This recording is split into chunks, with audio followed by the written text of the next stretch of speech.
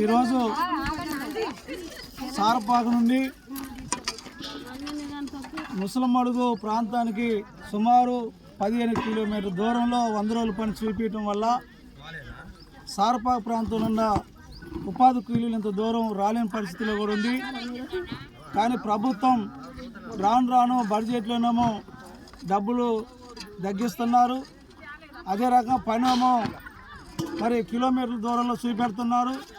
ఆ డబ్బులు కూడా 300 రూపాయలు ఇస్తామని చెప్పి ప్రభుత్వం చెబుతుంది. కానీ ఆ 300 కాకుండా 200, 150 రూపాయలు పడేటట్టుగా అధికారులు చేస్తున్నారు.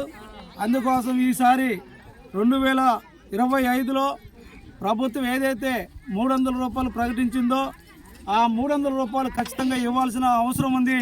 అట్లా కనుక వేయకపోతే బోరుగంపాడు ఎంపీడీఓ గారి ఆఫీసు ముందు పెద్ద ఎత్తున ఆందోళన ధర్నా కూడా చేయడానికి కూడా వెనకాడిపోము. ఎందుకంటే రోజు సరుకులు పెరిగిపోతున్నాయి, నిత్యావసర సరుకులు కొనలేని పరిస్థితిలో ఉపాధి కార్మికులు అనేక ఇబ్బందులు గురవుతున్నారు. మంగళవారం ఈరోజే కేంద్ర ప్రభుత్వం మరి సబ్సిడీ అనేది ఒక్కలే చెబుతుంది, గ్యాస్కి 50 రూపాయలు రేటు పెంచింది. ఇక్కడేమో చూడబోతేనేమో కనీసాన్ని 300 రూపాయలు కూడా ప్రభుత్వం ఇచ్చే పరిస్థితి లేదు. కానీ 50 రూపాయలు గ్యాస్ బండకి 50 రూపాయలు పెంచి సామాన్య ప్రజలు నడ్డిరుతున్న ప్రభుత్వం మోడీ ప్రభుత్వం.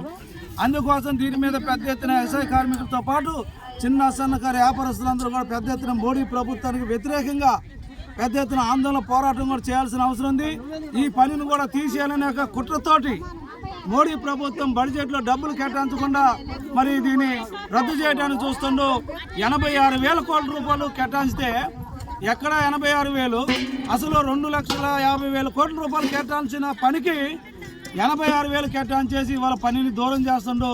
ఉపాధి కార్మికులు బతికే పరిస్థితి లేదు. రైతు వారిసేలు చూసుకున్నప్పుడేమో మరి సుబాబులు జామాలు వేసుకొని రైతులు ఆ రకంగా ఉంటున్నారు. మరి వ్యవసాయ కార్మికులకు పని లేకుండా దివాళ